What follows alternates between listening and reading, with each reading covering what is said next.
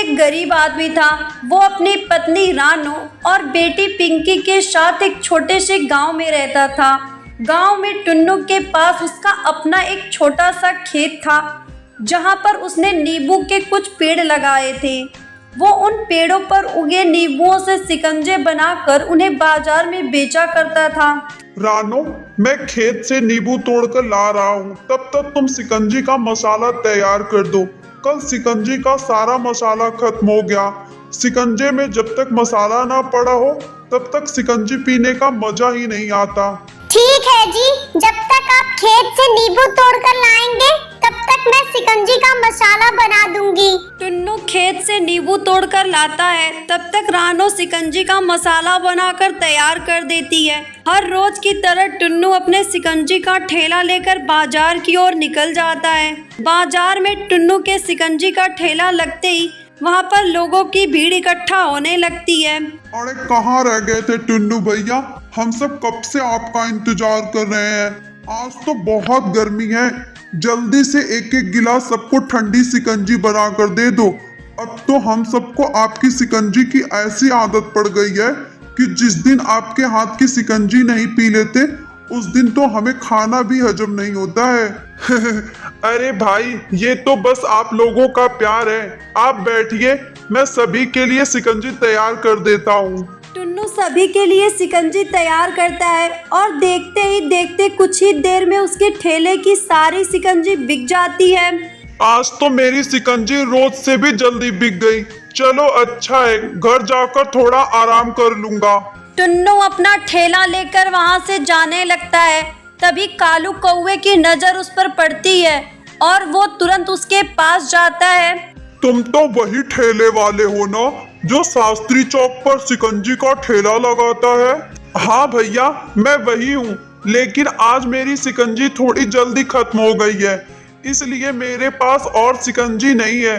कल मैं जब आऊंगा तब आप मेरे ठेले से शिकंजी पी लेना। नहीं नहीं, मुझे तुम्हारे ठेले से शिकंजी नहीं पीनी। वो तो मैं इसलिए पूछा क्योंकि मैंने अभी थोड़ी देर पहले ही तुम्हें शास्त्री चौक पर ठेला लगाते हुए देखा था और तुमने इतनी जल्दी सारी शिकंजी बेचकर आ भी गए। ये तो बड़ी हैरानी की बात है। बस भगवान की कृपा है साहब जी, लोगों को मेरे हाथ की बनी शिकंजी पसंद आती है और आजकल गर्मी भी बहुत ज्यादा है, इसलिए शिकंजी हाथों हाथ बिक जाती है। अच्छा साहब, अब मैं चलता हूँ। जब कालू कौवा ये सुनता है तो उसके मन में भी शिकंजी का ठेला लगाने का विचार आता है। अब से मैं भी शास्त्री चौक पर शिकंजी की दुकान खोलूंगा। वैसे भी शास्त्री चौक पर हमारी अपनी दुकान है, इतने समय से वो खाली ही पड़ी है। अगर मैं वहाँ शिकंजी का दुकान खोलूंगा तो बहुत अच्छी चलेगी। ये सोचकर कालू कौवा शास्त्री चौक में शिकंजी की दुकान खोल लेता है। टुन्नू शिकंजी का एक गिलास सभी को 10 रुपए में बेचता था, इसलिए टुन्नू की ग्राहकी कम करने के लिए कालू कौवे ने अपनी शिकंजी 5 रुपए गिलास कर देता है। उसकी दुकान पर शिकंजी का कम दाम देखकर लोगों ने उसके ठेले पर आना शुरू कर दिया। तभी 1-2 दिन बाद टुन्नू अपने एक पुराने ग्राहक से पूछता है, क्या बात है भाई, मैं 2-3 दिनों से देख रहा हूँ तुम मेरे यहाँ शिकंजी पीने नहीं आ रहे।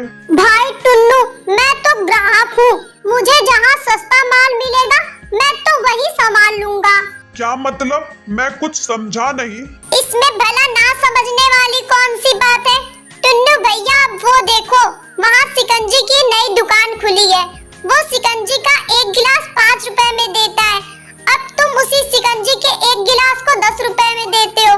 अब तुम इस तरह महंगा सामान बेचोगे तो लोग तुम्हारे पास क्यों आएंगे? लेकिन भैया, मैं शिकंजी बनाने के लिए बिल्कुल ताजा और शुद्ध सामान का इस्तेमाल करता हूँ, इसलिए शिकंजी की लागत थोड़ी ज्यादा है। अब वो सब हम नहीं जानते, चलो अब मैं चलता हूँ। कालू कौवे की वजह से टुन्नू की ग्राहकी खराब होने लगी थी। सभी लोग अब कालू कौवे की दुकान पर जाकर शिकंजी पीने लगे थे, जिस वजह से टुन्नू को अपनी शिकंजी का दाम घटाकर 10 रुपए से 5 रुपए करना पड़ा। टुन्नू की शिकंजी का दाम कम होते ही ग्राहक फिर से उसके पास आने लगे, जिस वजह से कालू कौवा मन ही मन गुस्सा होने लगा। ये शिकंजी वाला तो बड़ा ही चालाक निकला।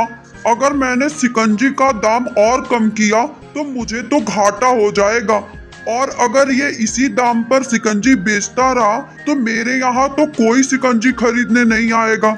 मुझे कुछ ना कुछ करके इसका ठेला यहाँ से हटवाना पड़ेगा। टुन्नू की सारी शिकंजी बिकने के बाद कालू कौवा टुन्नू के पास जाता है और उसे जाकर धमकाने लगता है।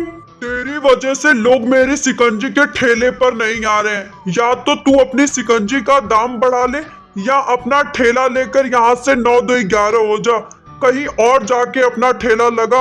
अरे भाई, मैं भला यहाँ से अपना ठेला लेकर क्यों जाऊं? मैं तो सालों से ही अपना ठेला यहीं पर लगा रहा हूँ। अगर यहाँ से किसी को जाना है तो तुम जाओ। वैसे भी जब तुम्हें पता था कि यहाँ पर इतने सालों से मैं शिकंजी बेचता हूँ, तुम्हें भला यहाँ पर शिकंजी का ठेला लगाने की क्या जरूरत पड़ी? अच्छा, तो अब तू मुझे सिखाएगा कि मुझे क्या करना चाहिए और क्या नहीं। तू अपना ठेला लेकर यहाँ से कहीं और चला जा, नहीं तो तेरी सेहत के लिए ठीक नहीं होगा। मैं तुम्हारी ऐसी वैसी धमकियों से डरने वाला नहीं हूँ। मैं ईमानदार आदमी हूँ, मेहनत से रोटी कमाकर खाता हूँ। मैं इतने सालों से अपना ठेला यहीं पर लगा रहा हूँ। आगे आने वाले सालों में भी अपना ठेला यहीं पर लगाऊंगा। तुम्हें जो करना है कर लो। इतना कहकर टुन्नू अपना काम करने लगता है, लेकिन उसकी बातों से कालू कौवे का खून खौलने लगता है। बड़ी अक्ल आ गई है इस शिकंजी वाले में। कल ठेला लगाने दो, ऐसा हाल करूंगा कि 7 जन्म तक नहीं भूलेगा। अगले दिन जब टुन्नू चिड़ा अपने शिकंजी का ठेला लगाता है तो कालू कौवा वहां पर आकर उसकी पिटाई करने लगता है। जैसे तैसे टुन्नू अपनी जान बचाकर वहां से भागता है और नींबू के खेत में जाकर रोने लगता है। ना जाने इस दुनिया में कैसे घटिया घटिया लोग रहते हैं। मैं तो ईमानदारी से काम करके अपने परिवार का पेट पाल रहा था, लेकिन वो भी लोगों को खटकता है। अगर उस आदमी को काम शुरू करना ही था तो कोई और काम कर सकता था। एक तो जबरदस्ती अपनी शिकंजी की दुकान खोली, ऊपर से मुझसे मारपीट कर वहां से मुझे भगा दिया। क्या इस दुनिया में शरीफ लोगों की कोई जगह नहीं है? मेहनत करके रोटी कमाना भी पाप है क्या? शांत हो जाओ टुन्नू, तुम ये सब क्या बोल रहे हो? अरे, ये आवाज कहाँ से आ रही है? मैं तुम्हारे खेत की नींबू हूँ। जब से तुमने इस खेत में पहला नींबू का पेड़ लगाया था, तब से मैं यहाँ पर हूँ। लेकिन तुम मुझसे बात कैसे कर पा रही हो? मैं तुमसे बात इसलिए कर पा रही हूँ क्योंकि मैं एक जादुई नींबू हूँ। मैं तुम्हें परेशान देखी और तुम्हारी बातें सुनी तो तुमसे बात करने के लिए यहाँ चली आई। मुझे जरा ठीक से बताओ, आखिर तुम इतने परेशान क्यों हो? जादुई नींबू के पूछने पर टुन्नू उसे सारी बात बताता है, जिस पर जादुई नींबू बहुत ज्यादा गुस्सा हो जाती है। उस आदमी की इतनी हिम्मत कि उसने तुम्हारे साथ ऐसा किया, मैं उसे छोड़ूंगी नहीं। मैं उसे ऐसा सबक सिखाऊंगी कि वो खुद आकर तुम्हारे पास माफी मांगेगा। इतना कहकर जादुई नींबू वहां से गायब हो जाती है और कालू कौवे के घर पहुंच जाती है। अपने सामने जादुई नींबू को देखकर कालू कौवा बहुत ही डर जाता है। अरे अरे, ये भला कैसा नींबू है? इसके तो हाथ पैर और आंखें भी हैं। कहीं तुम कोई भूत तो नहीं हो? मैं कोई भूत तो नहीं हूँ, लेकिन तुम्हारे सारे भूत अभी उतार देती हूँ। तुमने जो टुन्नू के साथ किया है उसका अच्छी तरह से बदला लूंगी तुमसे। इतना कहकर जादुई नींबू उसकी पिटाई करने लगती है।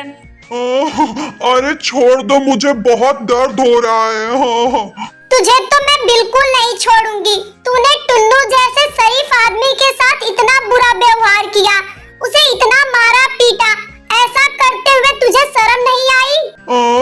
मत मारो मुझे, मैं तुमसे वादा करता हूँ मैं खुद जाकर टुन्नू से माफी मांग लूंगा और फिर उसे कभी परेशान नहीं करूंगा। जादुई नींबू की बात से कालू कौवा बहुत ही ज्यादा डर जाता है और जाकर टुन्नू से माफी मांगता है।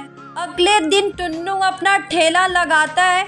उस दिन के बाद से कालू कौवा उसे कभी दिखाई नहीं देता। उसके बाद टुन्नू जादुई नींबू के पास जाता है और उसकी मदद के लिए उसे शुक्रिया अदा करता है। उस दिन के बाद से जादुई नींबू उसके पास रहने लगती है।